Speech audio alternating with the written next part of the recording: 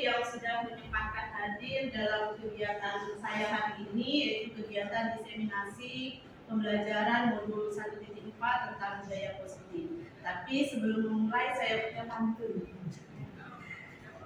Pagi-pagi minum segelas air hangat. Biar manis, tambahkan coklat. Selamat pagi rekan-rekan guru yang hebat. Semoga diseminasi ini bermanfaat.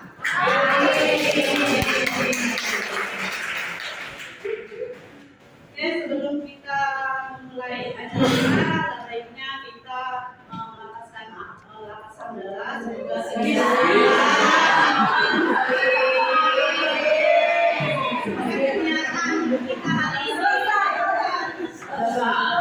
ini ada di depan saya tampilkan sengaja itu salam dari penggerak, yaitu salamnya tergerak, bergerak, menggerakkan.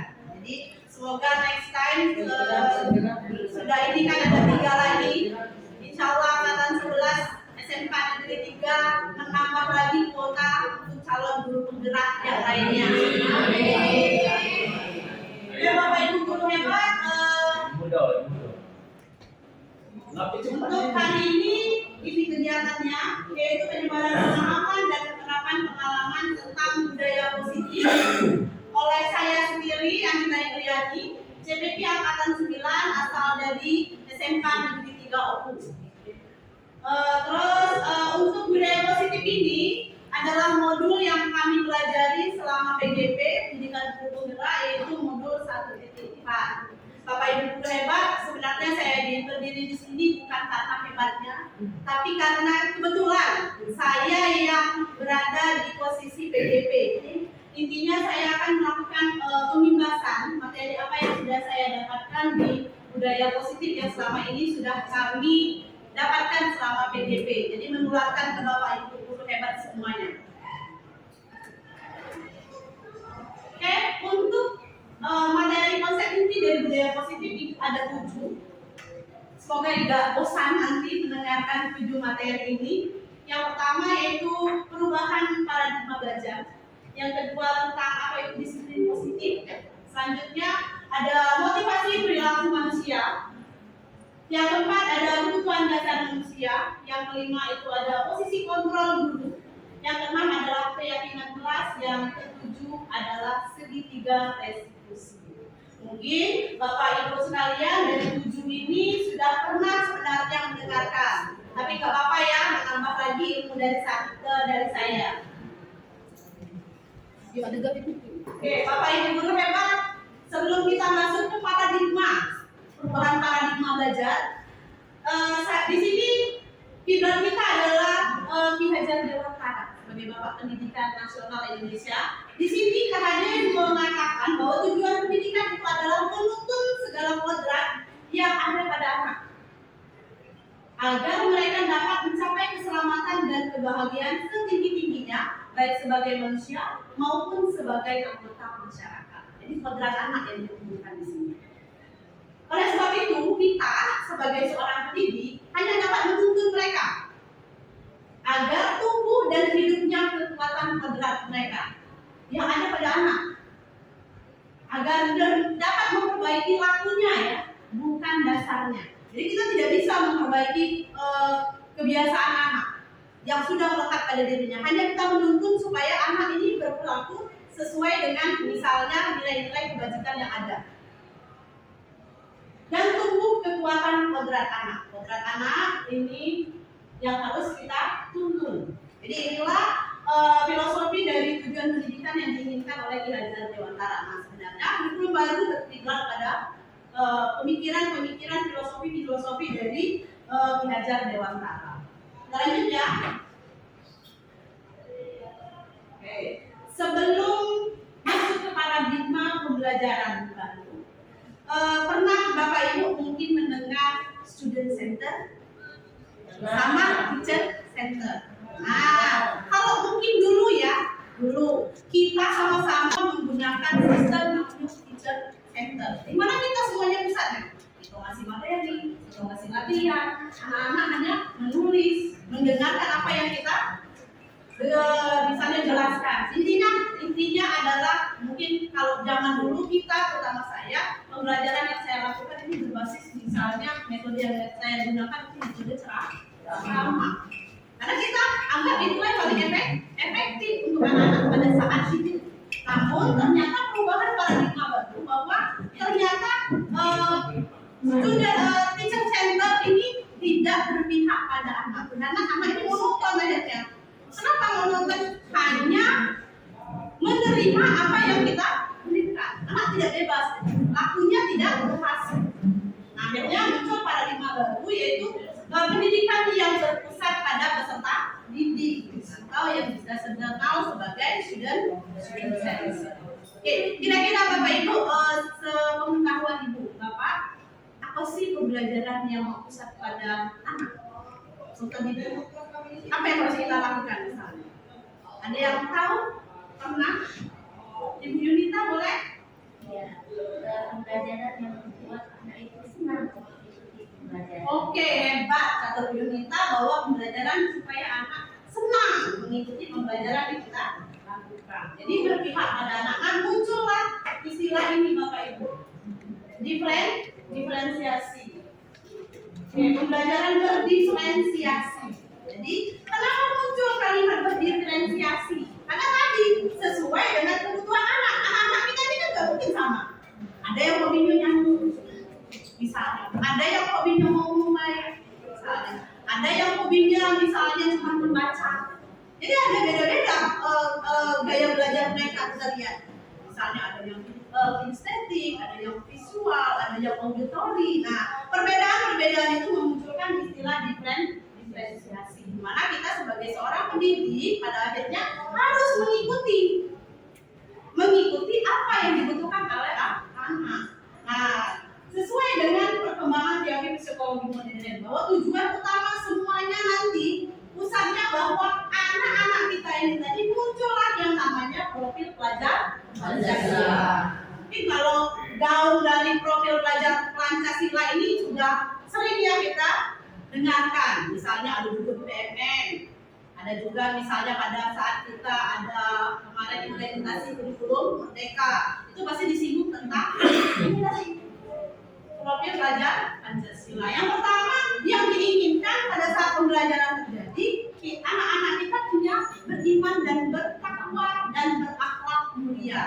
Misalnya apa yang indikator bahwa anak-anak kita beriman, bertakwa, berakhlak mulia?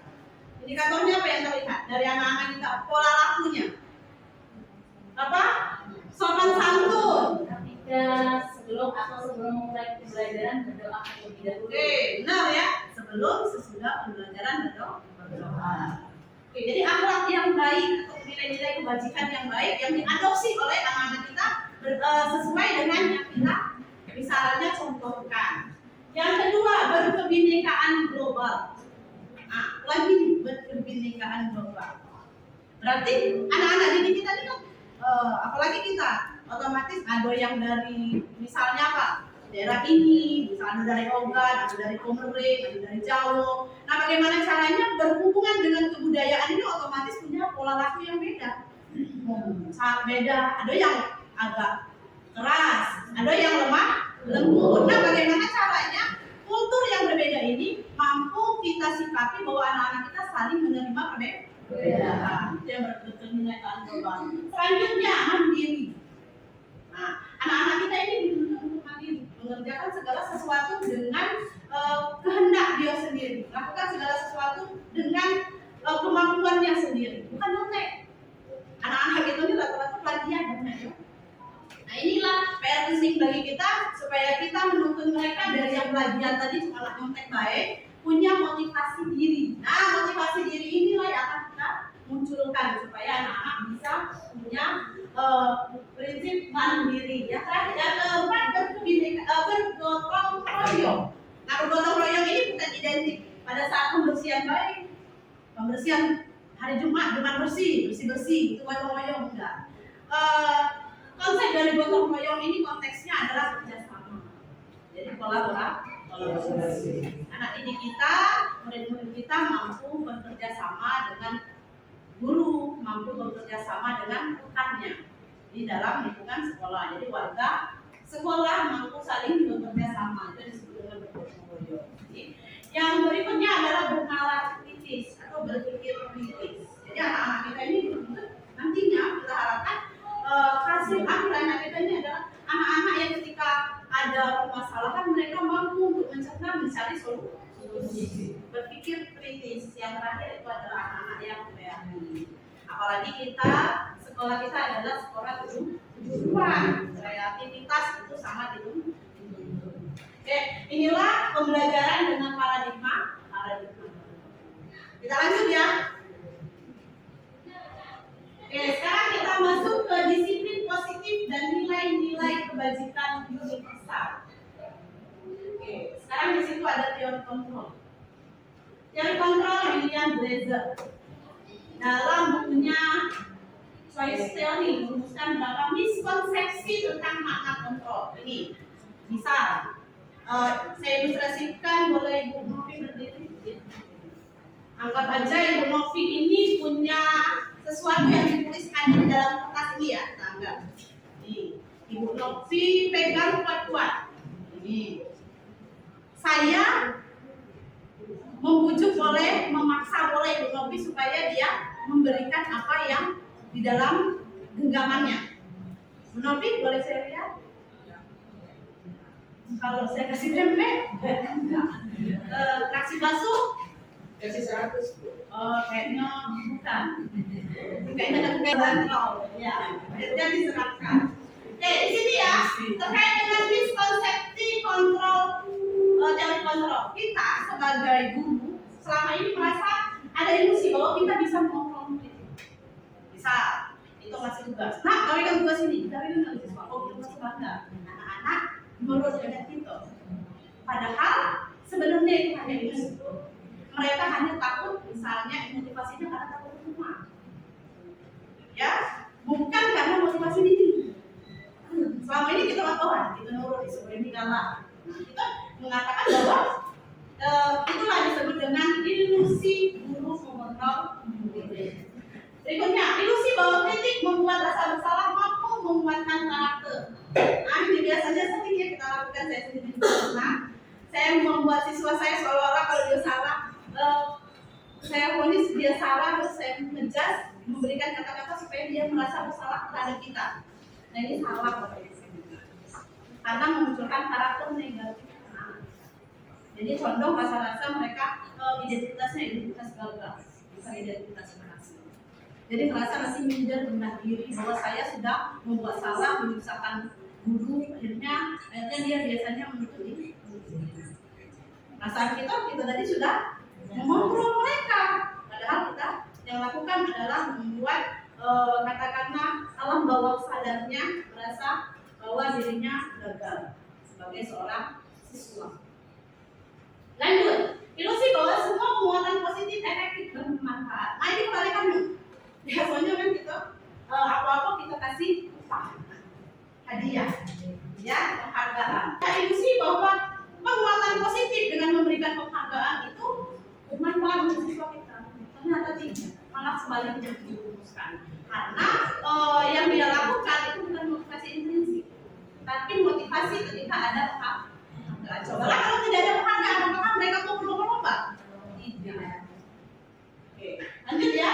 Ilusi bahwa orang dewasa berhak memaksa. Ibu ini adalah orang tua kamu di sekolah. Lalu yang kita omongkan itu ya. Iya, karena kita merasa kita ini sudah dewasa. Anak-anak tadi masih kecil, kita mampu mengontrol mereka. Ternyata itu juga salah. Jadi miskonsepsi ini harus kita sama-sama benahi. Sama-sama kita buat. Ternyata ilusi bahwa kita bisa mengontrol anak dengan keempat hal ini membawa dampak negatif pada anak kita. Kita lanjut ya. Nah, ini bagaimana cara kita merubah yang tadi stimulus respon ke pendekatan teori kontrol. Kita yang stimulus respon bahwa anak punya kebutuhan yang sama. Ternyata salah ya. Realitanya anak punya kebutuhan yang beda-beda. Tadi kita balikan pembelajaran berdiferensiasi itu serama terus anak itu bosan ternyata karena dia senang dengan musik misalnya Misalnya dia yang senang demonstrasi, kita ceramah terus, nanti variasi ke metode pembelajaran kita. Ternyata yang kita lakukan itu kurang bermanfaat untuk anak didik kita. Yang orang lain bisa mengontrol saya, padahal yang hanya bisa mengontrol kita adalah kita sendiri. Sama seperti peserta didik kita, murid-murid kita. Anggap tidak bisa mengontrol. Ternyata yang bisa mengontrol mereka adalah diri mereka sendiri melalui motivasi intrinsik yang ada di dalam dirinya. Lanjut pada pemikiran menang win sifatnya loss. Anak tadi kalah, kalau dia tadi bukan dewasa tadi, anak-anak harus nurut. Akhirnya itu merasa menang, anak kalah. Rasa siswa tadi. Kalau di teori kontra, model berpikirnya beda, menang-menang. Masing-masing punya solusi, win-win solution. Oke, ini perubahan paradigma dari stimulus respon juga pendekatan teori kontrol yang diminta. Masih semangat ibu? Masih. Kita lanjut ya. Materi yang kedua tentang disiplin positif. Disiplin itu artinya belajar. Mengacu pada disiplin diri, punya tanggung jawab terhadap apa yang kita lakukan. Terus disiplin merupakan salah satu cara penangkapan yang bertujuan menumbuhkan kesadaran serta memberdayakan murid tanpa imbalan, reward, ancaman atau hukuman. Jadi di sini sebagai seorang pendidik tujuan kita adalah menciptakan murid yang memiliki disiplin diri, sehingga mereka berperilaku mengacu pada nilai-nilai kebajikan universal dan memiliki motivasi diri intrinsiknya dari dalamnya dalam perubahan perilaku ke arah yang lebih baik. Nah, ini yang konsep dari disiplin positif. Jadi intinya nilai-nilai kebajikan yang sudah kita tanamkan dengan anak-anak diadopsi. Akhirnya mereka membekas diingatnya bahwa ini loh yang harus saya lakukan, bukan karena ancaman, bukan karena bujuk rayu atau penghargaan, tapi memang dari diri. Lanjut ya Bapak Ibu. Oke, sekarang kita masuk ke poin ketiga, motivasi perilaku manusia. So tadi ya, yang motivasi ekstrinsik atau eksternal dari luar. Yang pertama, untuk menghindari ketidaknyamanan atau hukuman. Sebenarnya bukan hanya peserta didik, kita juga sama punya motivasi dua ini juga. Motivasi yang pertama menghindari ketidaknyamanan hukuman. Jadi kita gawaikan bekerja supaya merasa nanti kalau tidak saya kerjakan misalnya anak didik kita daripada dapat. Yang berikutnya, untuk mendapatkan imbalan atau penghargaan dari orang lain. Yang ini tadi dapat hadiah, dapat nilai yang besar, itu yang masuk ke motivasi intrinsik. Nah ini berbahaya Bapak Ibu. Karena motivasi intrinsik ini akan membuat anak kita pada identitas yang gagal. Yang diinginkan yaitu motivasi intrinsik. Jadi dari dirinya sendiri. Untuk menjadi orang yang mereka inginkan dan menghargai diri sendiri dengan nilai-nilai yang mereka percaya. Nah, tugas kita adalah menanamkan nilai-nilai tersebut. Menanamkan nilai-nilai universal, misalnya nilai-nilai kedisiplinan, nilai-nilai tanggung jawab, nilai kebersamaan atau kerjasama, nilai kolaborasi. Yang harus kita tanamkan kepada anak didik kita, pemuda kita. Lanjut ya. 5 kebutuhan dasar manusia. 4 kebutuhan itu nomor 4, poin keempat. Ini 5 kebutuhan dasar manusia. Karena kebutuhan dasar kita ternyata 5. Ini kenapa kita harus belajar kebutuhan dasar manusia? Karena kita yang kita didik ini adalah manusia. Jadi kita harus tahu dulu apa sih kebutuhan anak-anak kita ini. Selama ini pokoknya kebutuhan anak-anak kita seolah-olah kita abaikan. Yang kita ini kan adalah tujuannya adalah hanya disiplin. Kebutuhan dasar manusia adalah segala sesuatu yang kita lakukan untuk mendapatkan apa yang kita inginkan. Seluruh tindakan yang kita lakukan memiliki tujuan tertentu dan semua usaha yang terbaik kita lakukan adalah dalam rangka kebutuhan dasar kita. Sama seperti murid, kita juga sama. Apa yang kita lakukan adalah untuk memenuhi kebutuhan dasar kita. Ya kan? Kita lanjut ya 5 kebutuhan dasar ini apa saja? Nih, 5 kebutuhan dasar yang kita butuhkan sebagai manusia. Yang pertama adalah hidup, survival, makan, pakaian, tempat tinggal, keamanan dan kesehatan. Itu itu kebutuhan yang sangat dasar untuk bertahan hidup. Kenapa kalau tidak ada semua ini? Tidak hidup. Tidak hidup. Lanjut, kebutuhan yang kedua, kasih sayang. Kata siswa itu saya sarani. Kasih sayang dan rasa diterima. Rasa diterima oleh siapa? Terus rasa dipedulikan. Terus ada rasa kerjasama menjadi bagian dari kelompok. Mungkin ada penguasaan. Semuanya punya ini. Kita juga punya. Harga diri, keinginan ingin dianggap. Ada rasa kepemimpinan, berprestasi, diakui, didengar. Ini penguasaan. Lanjut, kebebasan, freedom. Mandiri, memiliki pilihan. Mencoba hal baru, mampu mengendalikan dirinya. Yang terakhir, kesenangan. Bermain, humor, antusias, dan tertawa. Tapi hati-hati. Kalau inilah 5 kebutuhan dasar manusia yang perlu kita ketahui supaya apa? Kita akan mampu mengatasi apa permasalahan siswa kita, murid kita, karena kita tahu kebutuhan mana sebenarnya yang sedang mereka butuh. Kita lanjut ya. Masih semangat? Semangat. SMK? Bisa. SMK? Hebat. SMK? Bisa hebat. Tepuk tangan. Lanjut ya Bapak Ibu. Ada kasus nih. Ini kasusnya. Kita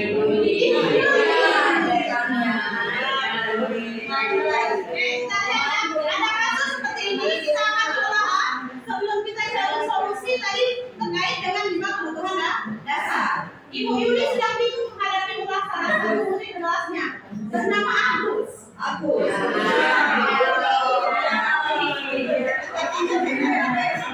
Orang-orang telah datang dan mengeluh. Agus yang sering meminta bekal makan siang kepada mereka dengan paksa. Jika Anda menghadapi situasi seperti Ibu Yuli, apa yang Anda lakukan? Menurut Anda, kira-kira apa alasan Agus melakukan hal itu? Kita telah satu-satu berdasarkan konsep dari 5 kebutuhan dasar. Konteks penerapan disiplin positif Ibu Yuli sebaiknya mencari tahu kenapa Agus ini melakukan tindakan tersebut. Baru bisa mencari solusi. Mungkin kebutuhan bertahan hidup. Agus lapar dan tidak orang tuanya tidak membawakan bekal.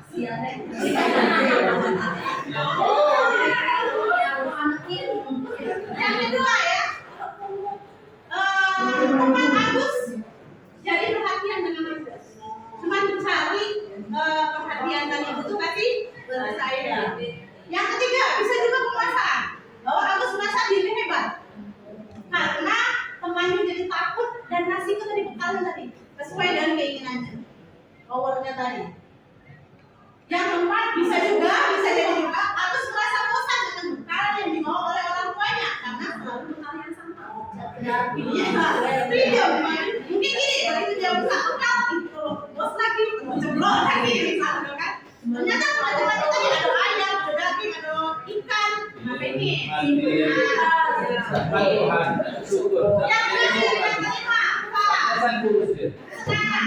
Agus ini ternyata hanya iseng. Dia menikmati ekspresi temannya yang sedang kesal pada saat makanannya tadi dimbek. Kelima ini bisa saja terjadi pada Agus kan?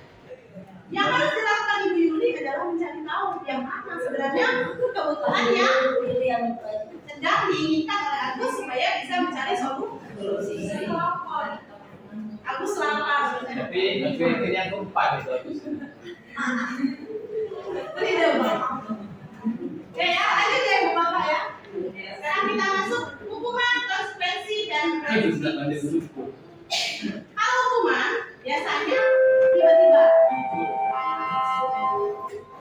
Segala waktu menunjukkan pukul 9.15 saatnya pergantian jam pelajaran yang keempat. Jika kalian tetap belajar di ruangan yang sama, silakan keluar kelas. Dan jika kalian berpindah kelas, silakan bergerak dengan cepat. Pastikan ruangan yang kalian tinggalkan dalam keadaan bersih dan rapi. Terima kasih. Sama-sama. Oke, kita lanjut ya. Kita satu-satu lihat yang mana hukuman, konsekuensi konsekuensi dari restitusi. Kalau hukuman tidak terencana, tiba-tiba murid tidak tahu apa yang terjadi dan tidak dilibatkan. Selanjutnya bersifat satu arah. Biasanya yang menolak hanya guru, murid menerima saja. Yang terakhir, hukuman bisa berupa fisik ataupun psikis. Fisik misalnya hukuman sudah 14 lapangan, kalau psikis yang satu tadi yang membuat rasa bersalah yang kata-kata. Terus konsekuensi biasanya terencana, sudah disepakati sesuai dengan peraturan, kesepakatan bersama. Murid tetap dibuat tidak nyaman. Lanjut, sikap guru selalu memonitor murid. Untuk restitusi, ini yang paling kita harapkan yaitu proses penciptaan kondisi murid untuk memperbaiki kesalahan. Terus proses kolaboratif yang mengajarkan murid untuk mencari solusi sendiri. Nah, yang ini yang kita harapkan ada di diri kita sekarang. Saya juga berharap seperti itu. Oke, kita lanjut ya. Yuk, kita latihan yang mana yang tiga tadi? Ada hukuman, konsekuensi, restitusi. 1. Lari mengelilingi lapangan basket 2 kali ke lapangan. Agus, kamu pulang. 2 kali ke lapangan. Kira-kira hukuman, restitusi atau konsekuensi? Yang kedua, membersihkan coretan yang dibuat di meja. Konsekuensi. Menggantikan kertas tugas teman yang dicoret-coret. Konsekuensi. Murid diminta push up 15 kali karena tidak memakai dasi. Jadi jawaban kita hukuman, konsekuensi, hukuman. Kita cek.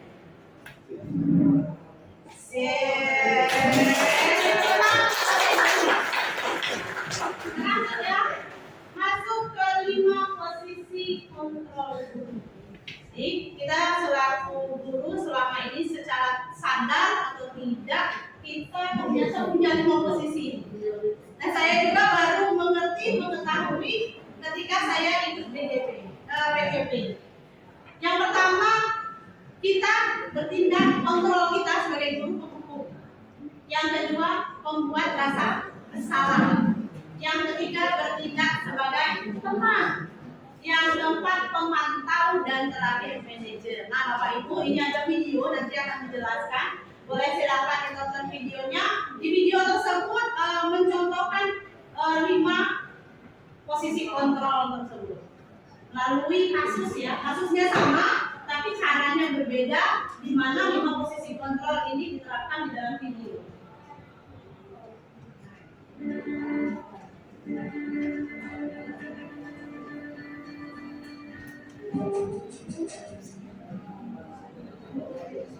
Mana ada ini?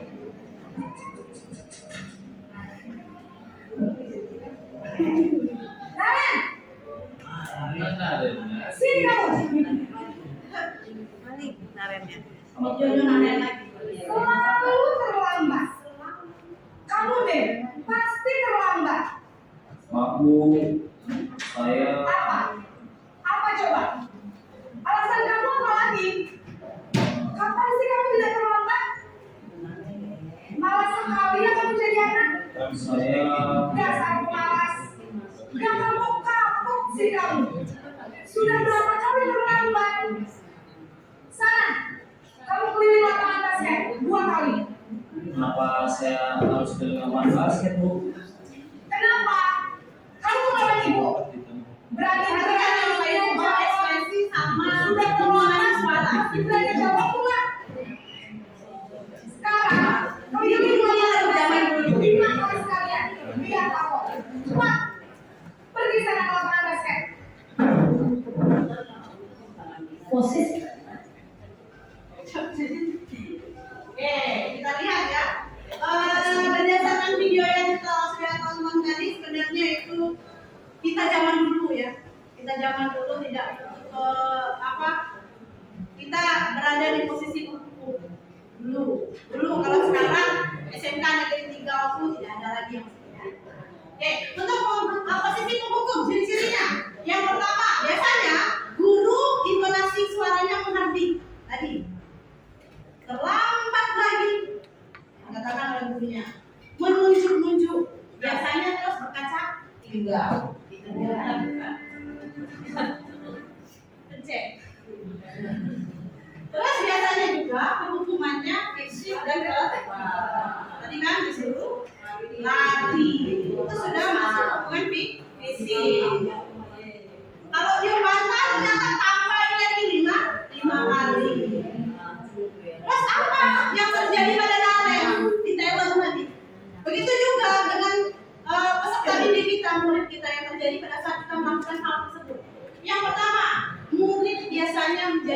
dendam.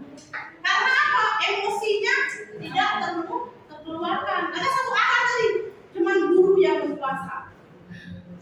Jadi anak didik kita merasa dendam. Nah ini ujung-ujungnya biasanya dia tantrum anak-anaknya, atau lakunya yang negatif. Di kelas misalnya begitu dia sudah selesai masuk ke kelas apa banting, misalnya tasnya yang dia banting, atau kesal dengan temannya yang ini. Jadi identitasnya ada identitas anak kita pendendam. Lanjut, tidak menyukai guru atau mata pelajaran yang alhasil kita yang tidak disukai. Nah, ketika kita sudah tidak disukai oleh murid kita, apapun yang kita lakukan, apapun yang kita perbuat, menurut kita benar tetap salah di mata anak-anak. Padahal sebenarnya kita menginginkan, ini terjadi loh, terjadi di sekolah kita pernah terjadi. Padahal guru ini tadi sudah berniat baik, berniat positif. Karena pola waktu kita tadi, posisi kontrol kita sebagai penuntut, anak tidak terima. Kita sudah berubah, anak pun tetap menuntut diri, dia tetap tidak suka. Jadi ada celah yang kita lakukan pasti dianggap anak-anak salah. Ibu itu, sudahlah belajar ibu itu, dan lupa tidak ibu itu, jelas berbeda ngerti. Nah, itu kan kalimat anak-anak kita. Terus anak-anak kita juga sering marah-marah. Ini yang terjadi pada kalau kita menerapkan posisi kontrol kita sebagai penuntut. Kita lanjut yang kedua ya. Nonton lagi, yang kedua naren lagi.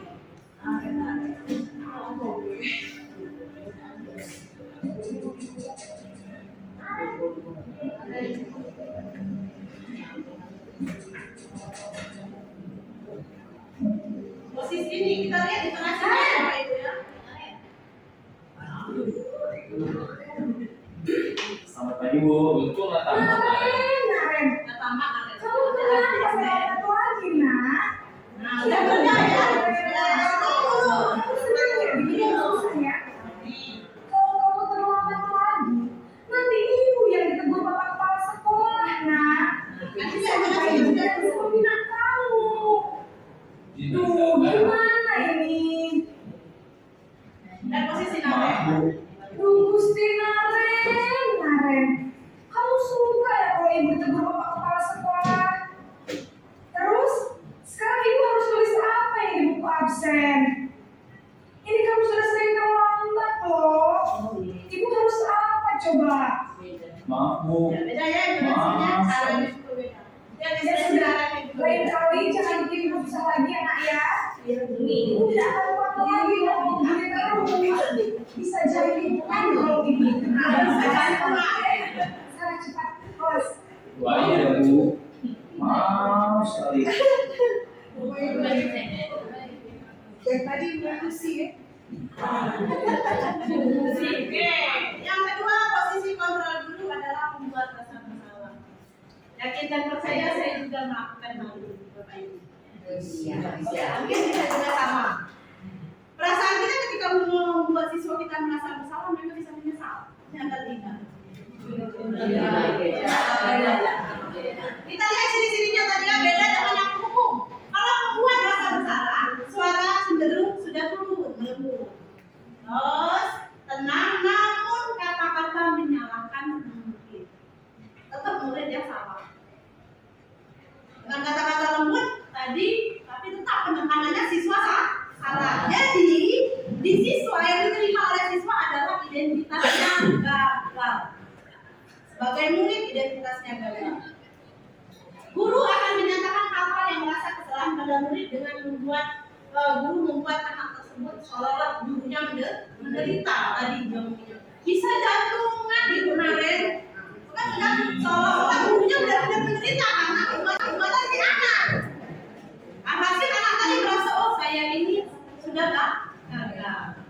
Jadi identitas gagal yang kita ciptakan pada siswa. Dampaknya membuat murid merasa bersalah. Jadi identitas gagal yang ada dengan kita.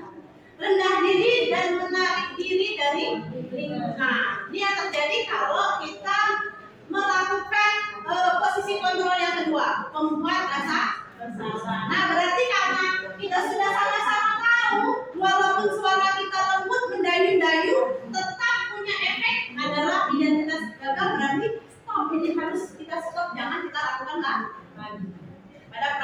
pembelajaran kita yang kita lakukan di sekolah sehari-hari. Stop berarti membuat rasa bersalah. Lanjut yang ketiga. Masih Naren? BKB. Naren.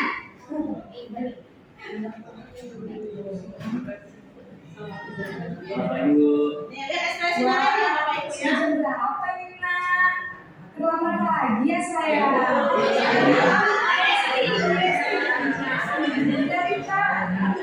Lihat ekspresi Naren ya beda ya. Bunda Intan, Bu. iya Bu, saya memang terlambat banget tadi. Jadi biar bisa kencang, tetap gak kencang Bu. Ya sudah sana. Nanti lain kali larinya lebih kenceng lagi ya. Biar gak terlambat lagi. Ya ampun, demi ibu. Bisa kan? Bisa Bu. Ya sudah sana masuk kelas.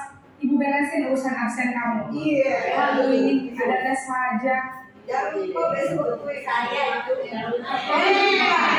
Oh itu ya, nah, kita lihat ciri-cirinya. Tadi dari ekspresi Naren, dari ekspresi Bulu ya, sudah lihat suara gurunya sama. Ya, sama lagi tidak ada rasa emosi. Yang kedua, saya juga sudah gurau untuk menghangatkan suasana. Jadi nanti lagi yang menghangatkan tunjuk-tunjuknya tidak ada juga, mengkritik sudah tidak ada. Suara luar untuk tapi tidak menyalahkan siswa. Beda lagi dengan yang membuat rasa bersalah. Jadi ciri-ciri kita bertindak sebagai kontrol teman. Yang kedua apa sih dampaknya? Kalau kita berada di posisi kontrol yang ketiga. Nah, yang pertama murid akan tergantung pada satu orang. Ini ada sisi negatif. Tadi ada kalimat nanti absennya ibu bereskan. Nah, beresin nanti absen. Absennya apa yang diberesi? Anak-anak terlambat tadi. Anda merasa dekat dengan satu orang, akhirnya siswa kita bergantung pada satu individu, satu figur. Ini salah, bukan dari dirinya. Yang kita lakukan ini salah. Murid tidak mandiri dan tidak bisa berpikir untuk dirinya sendiri. Karena selalu dibela tadi, merasa ada beta, pada saat melakukan kesalahan nanti dicari individu yang satu tadi, gurunya tadi, karena merasa guru tadi sudah besti, teman sudah tahu. Ya, jadi ini kurang tepat yang kita lakukan. Walaupun tadi nadanya sudah hangat, sudah ramah terhadap siswa. Oke, next ya. Nada lagi. Kita perhatikan.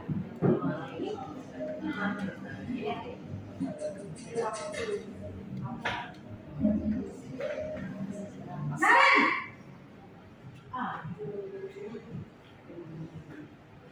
Selamat pagi Bu. Naren, apa peraturan sekolah kita tentang jam berapa kita harus masuk sekolah, nak? Kita harus di sekolah jam 7 Bu.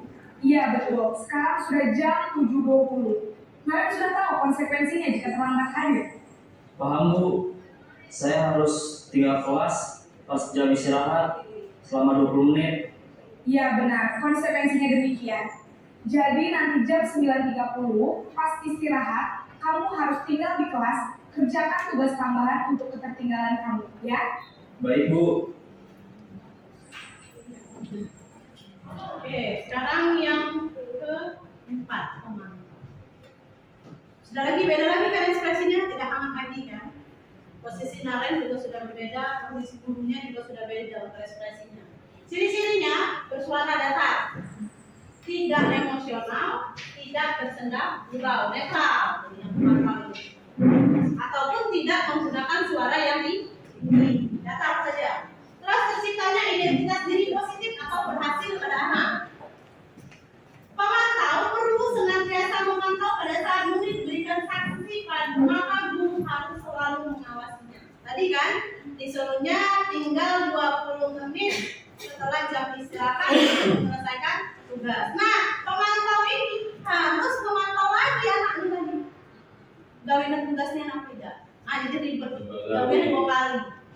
Ya kan, kalau kita bertindak sebagai posisi pemantau. Dan biasanya dia langsung menghubungkan dengan konsekuensi tadi. Jam berapa kita masuk? Jam berapa anak mau jawab 7:20. Kamu tahu nggak jam berapa kita harusnya masuk? Sudah ada data. Biasanya untuk pemantau itu berhubungan dengan data, berhubungan dengan peraturan. Jadi yang dilihat. Jadi kalau kita menerapkan ini kepada anak didik kita, pada saat jam istirahat apakah kita mau menunggu? Kalau anak-anak tidak kita temui pada saat, apakah dia mau melakukannya? Mungkin ya, mungkin iya, mungkin tidak. Terus apa sih dampak memantau pada anak didik kita? Yang pertama, murid akan menghitung konsekuensi dan hadiah tanpa memahami sebenarnya nilai kebajikan yang dituju. Jadi dia tahu apa sebenarnya nilai-nilai yang diinginkan, apakah disiplin atau kerjasama. Jadi anak-anak tidak tahu. Murid tidak sepenuhnya mandiri, karena tadi harus dipantau, dikontrol lagi, masuk lagi ke kelas yang istirahat, dikontrol lagi. Anak-anak akhirnya tidak mandiri. Ini posisi yang keempat pemantau. Sudah identitas positif sudah dapat, sudah ada, tapi itu tadi konsekuensinya adalah kita sebagai pemantau harus memantau kembali hasil anak tidak mandiri. Nah ini dan yang terakhir ya, posisi kontrol yang terakhir yang paling ideal yaitu posisi manajer. Aren lagi masih sama Bapak Ibu, karena videonya Aren. Nanti kita sebut videonya. Aren.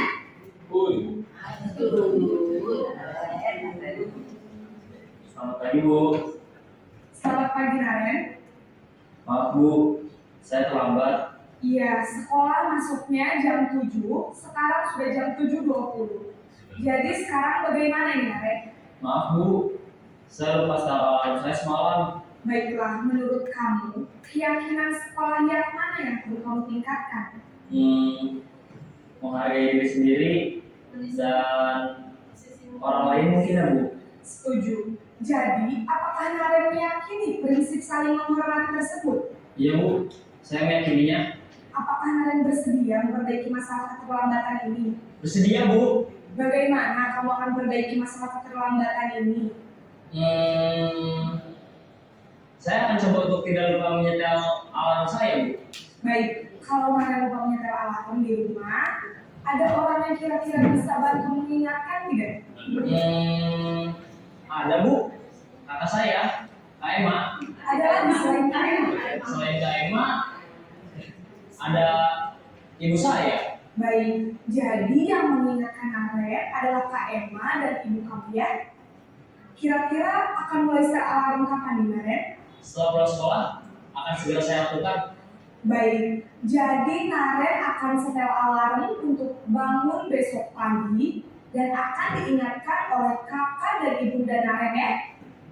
Ada lagi yang mungkin perlu dilakukan Naren agar tidak terlambat bangun lagi. Tidak ada Bu. Baik Naren, terima kasih untuk kerjasama kamu. Sekarang kamu perlu kembali ke kelas untuk belajar. Baik Bu, terima kasih. Oke,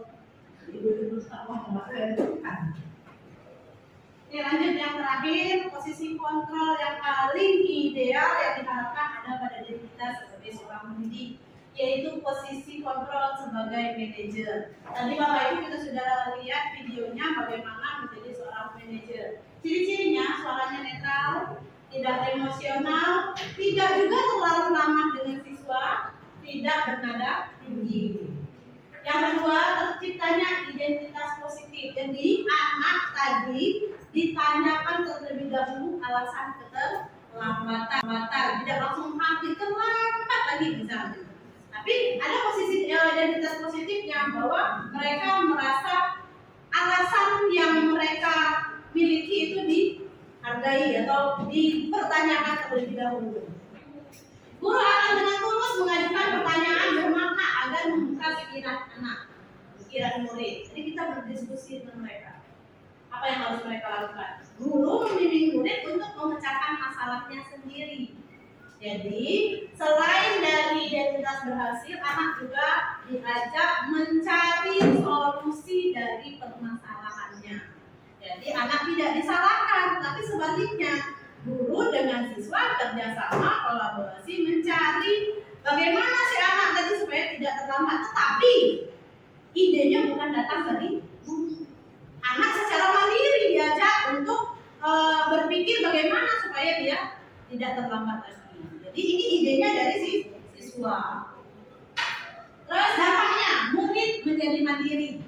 Yang kedua, percaya diri dan dapat memecahkan masalah. Nah, ini posisi yang paling ideal, manajer. Semoga kita mampu menerapkan posisi kontrol yang kelima sebagai seorang manajer pada proses pembelajaran yang kita lakukan. Oke, Bapak Ibu masih semangat? Masih ada dua lagi, keyakinan kelas sama segitiga restitusi. Oke, sebelumnya kita ice breaking sebentar. Oke, berpasangan, berdiri berpasangan. Ya, berpasangan. Simple. Yang satu tangannya seperti ini, yang satu tangannya di sini. Enggak, dua berpasangan, satu tangan seperti ini, yang satunya lagi tangannya seperti ini. Ya, nih. Ini boleh dicontohkan di sini satu. Lebih sampai dua. Boleh, sini. Bagus ya, bagus seperti ini. Lebih bawah. Ya, Ibu ya. Ya, seperti ini. Ya sudah. Kalau saya mengatakan bunganya pucuk, posisi yang di atas harus menangkap yang bawah. Yang bawah harus bertahan dengan menari. Iya. Yang ini seperti ini dia harus naik.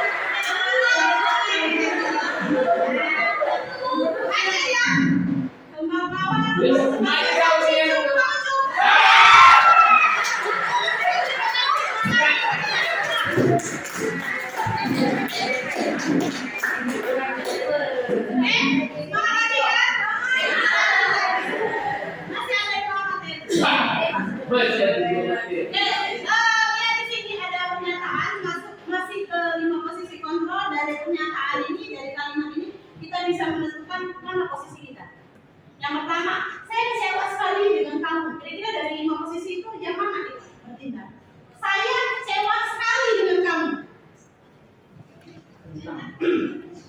Posisi kontrol yang mana kita? Sudah ada kalimat, saya kecewa sekali dengan kamu.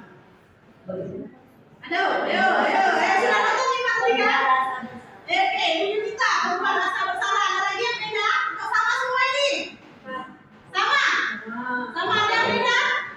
Kita lihat ya, yang pertama ubah rasa bersalah. Yang kedua, kamu tidak benar-benar melakukannya. Tuh, ada lagi tuh, kamu tidak benar melakukannya. Ada kata tidak pernah benar. Terlambat lagi, sama kan? Ya, ini tidak benar-benar melakukannya. Apa? Lumayan? Penghukum. Yang kedua kita lihat penghukum. Ada yang lain? Ada yang beda? Menghukum, dibayar menghukum juga. Yang ketiga, apakah kamu mau mendapatkan stiker bintang hari ini? Hah? Iya, stiker berapa? Posisi kita 5. Posisi kontrol kita tadi ada 5. Bagus, sama. Yang keempat, bagaimana kamu bisa menyelesaikan masalah ini? Konsekuensi atau manajer? Konsekuensi. Yang kelima, ada konsekuensi tadi. 5. Kamu selalu yang paling akhir. Jadi apa?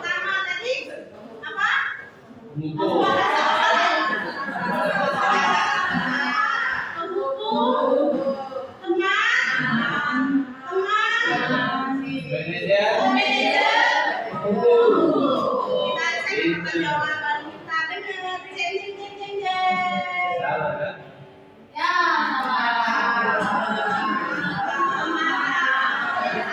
yang lainnya semua benar kecuali yang single. Ternyata dia benar. Oke Bapak Ibu ya, semoga 5 posisi kontrol ini kita bisa membedakan dan bisa menerapkannya di kehidupan kita sebagai seorang pendidik dengan tujuan utama apa tadi? Pendidikan berpihak pada murid. Lanjut, keyakinan kelas. Yang keenam, keyakinan kelas. Mungkin ini pernah ya, gak asing ya kalimat keyakinan kelas.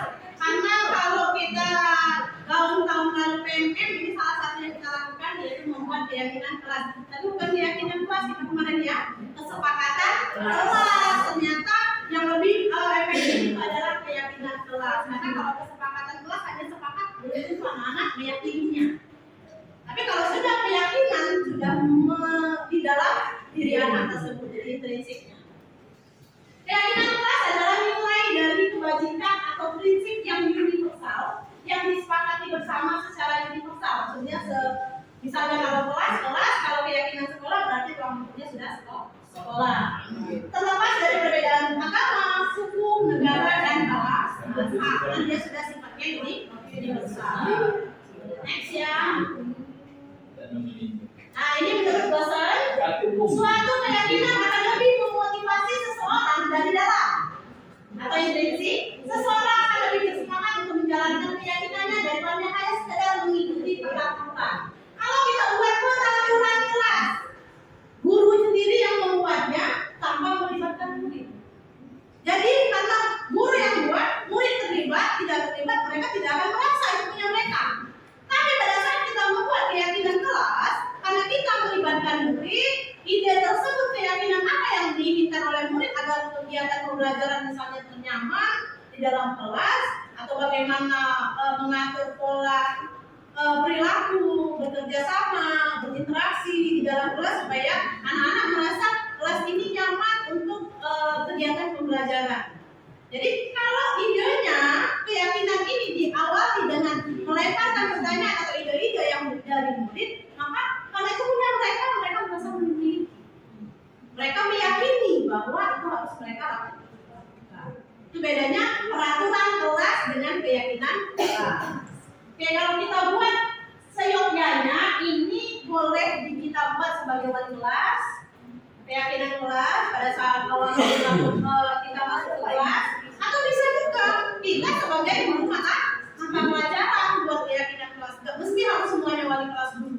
Kita guru mata pelajaran juga boleh membuat keyakinan kelas supaya apa yang kita lakukan, interaksi yang kita lakukan antara kita dengan murid ini merasa nyaman. Balik lagi, pendidikan berpihak pada murid. Oke, ini pembentukan keyakinan kelas biasanya bersifat abstrak, pernyataannya universal. Itu adalah pernyataan positif. Misal, kalau menurut kebersihan, jangan kamu ditulis jangan membuang sampah. Nah, kalimat jangan itu negatif. Misalnya kebersihan kelas tanggung jawab bersama. Ya, tidak boleh menggunakan kalimat negatif pernyataannya. Atau misalnya tidak boleh terlambat masuk ke kelas. Kita ganti kalimatnya. Misalnya datang tepat waktu. Oke, itu ya. Disesuaikan dengan kondisi kelas, mudah diingat, semua warga sekolah atau warga kelas dilibatkan saat membuat keyakinan kelas. Nah, kalau kita punya keyakinan kelas seperti ini, insya Allah di dalam kegiatan pembelajaran kita akan terasa nyaman. Jadi nilai-nilai kebajikan apa yang ingin kita harapkan ada pada peserta didik kita masukkan ke dalam keyakinan kelas. Plus, ada nilai plusnya Bapak Ibu. Kalau kita membuat keyakinan kelas masuklah ke PMM, di PMM itu ada.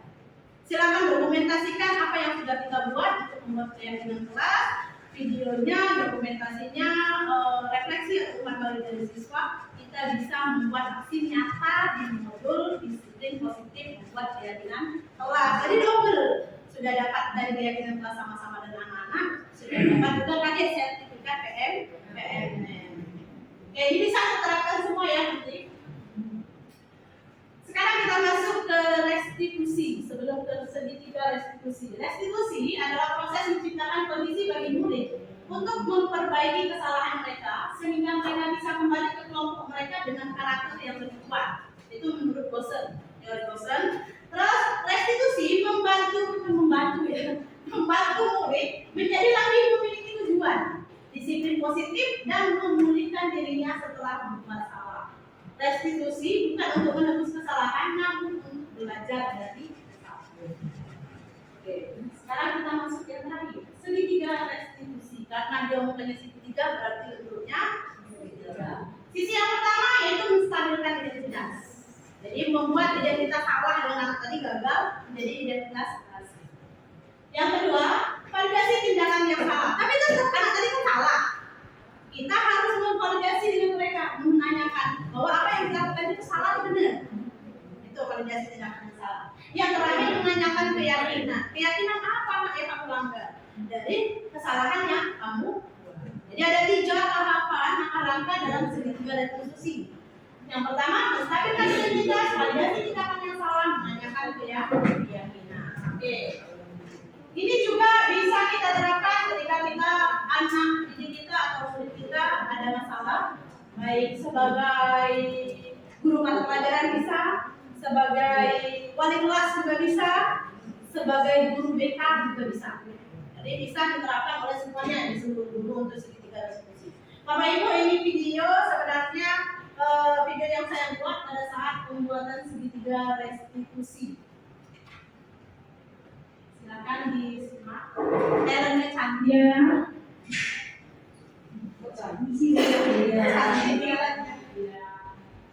Kita lakukan. Ya, ada nanti tidak apa dari tadi dia masih cinta ya, saya baru saya bisa mati dan ini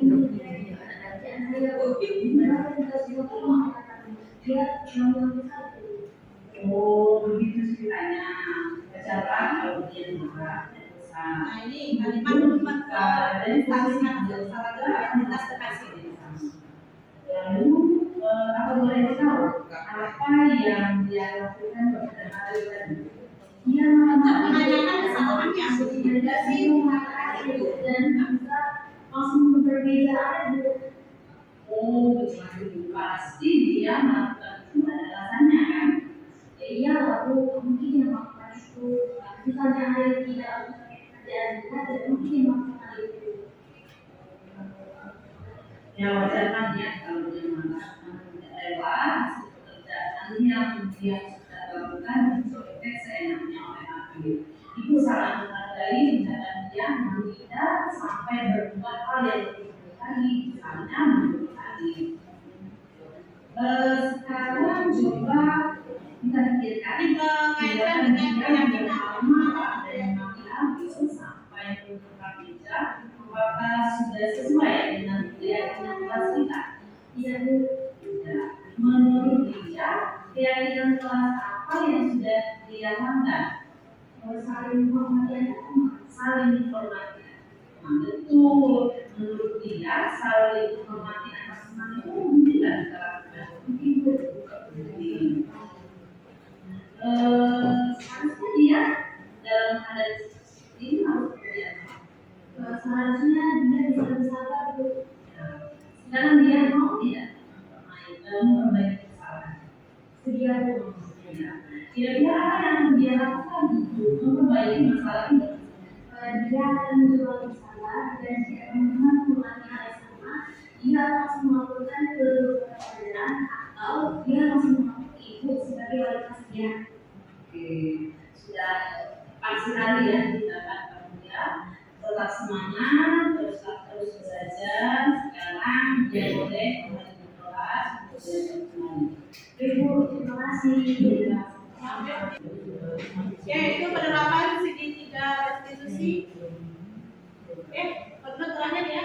Dalam penerapan program disiplin positif, hendaknya guru memiliki standar kepribadian profesional dan sosial yang baik, di mana guru mampu merefleksikan bagaimana perjalanan dirinya sebagai amo, sebagai manajer, untuk menuntut murid-muridnya menjadi insan yang mandiri, merdeka, dan bertanggung jawab. Baiklah Bapak Ibu, demikianlah pembimbingan yang saya lakukan untuk modul 1.4 tentang budaya positif. Sekali lagi saya ucapkan ribuan rasa terima kasih atas kehadiran Bapak Ibu guru sekalian di ruangan ini. Saya akhiri, wabillahi taufiq wal hidayah. Wassalamualaikum warahmatullahi wabarakatuh.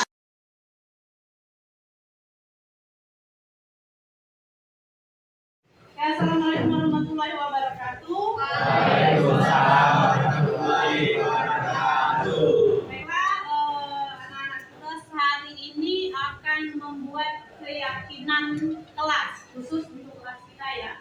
Apa sih Bu keyakinan kelas? Ada yang kira-kira bisa? Itu kesepakatan yang disetujui oleh semua peserta kelas. Oke, kesepakatan yang disetujui oleh warga di dalam kelas. Apa saja? Sesuatu yang dapat diterapkan di lingkungan kelas yang melibatkan semua warga kelas melalui kegiatan curah pendapat ditinjau kembali dari waktu ke waktu.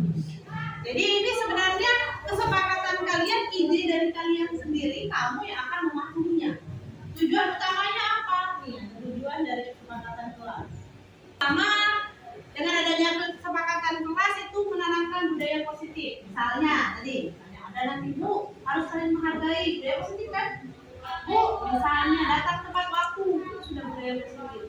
Bu saling menghormati sesama teman. Yang kedua, keyakinan kelas, kebiasaan kalian yang terpola otomatis nanti sampai kapan kami terikuti dengan adanya keyakinan kelas terpolakan. Yang terakhir di kelas, yang pertama kita semuanya dilibatkan. Silakan ditulis pakai nama boleh, nggak pakai nama boleh. Yang kita inginkan adalah budaya positifnya. Budaya apa yang kira-kira kamu sepakati untuk kelas kita? Kalau sudah, silakan ditempel di papan tulis. Nanti kita kelompokkan. Kalau sudah kita kelompokkan, baru kita buat kesepakatan kelas berdasarkan ide-ide yang kamu miliki.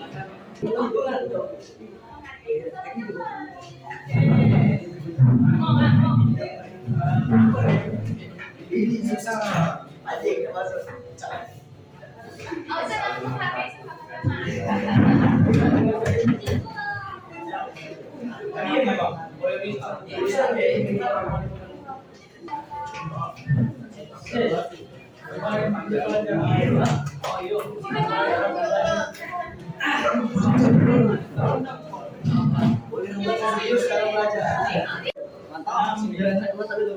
Apa dia Zan boleh bermain? Itu tuh. Lagi. Mewakili seluruhnya. Oke guys, hari ini buat ini ya guys. Ide-ide kalian untuk kesepakatan kelas. Nah, ide yang ada ini kan banyak, nggak mungkin semuanya kita masukkan. Jadi kita kelompokkan dulu. Misalnya tentang kedisiplinan. Kita cek di sini. Boleh buat kelas nih ya. Tepat waktu dan selalu aktif di kelas. Berarti ini kan?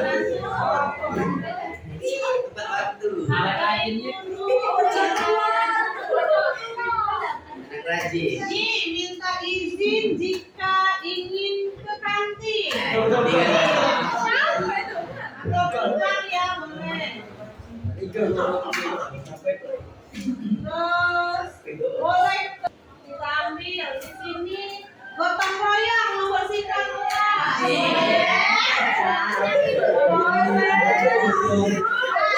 Sesama teman. Aku itu. Menghargai sesama teman. Asing lu, asing.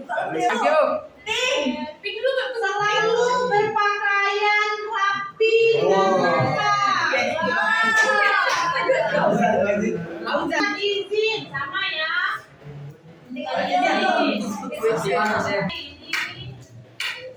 Jangan fokus dan sikap sopan dan santun terhadap guru sama ya, menghargai ya.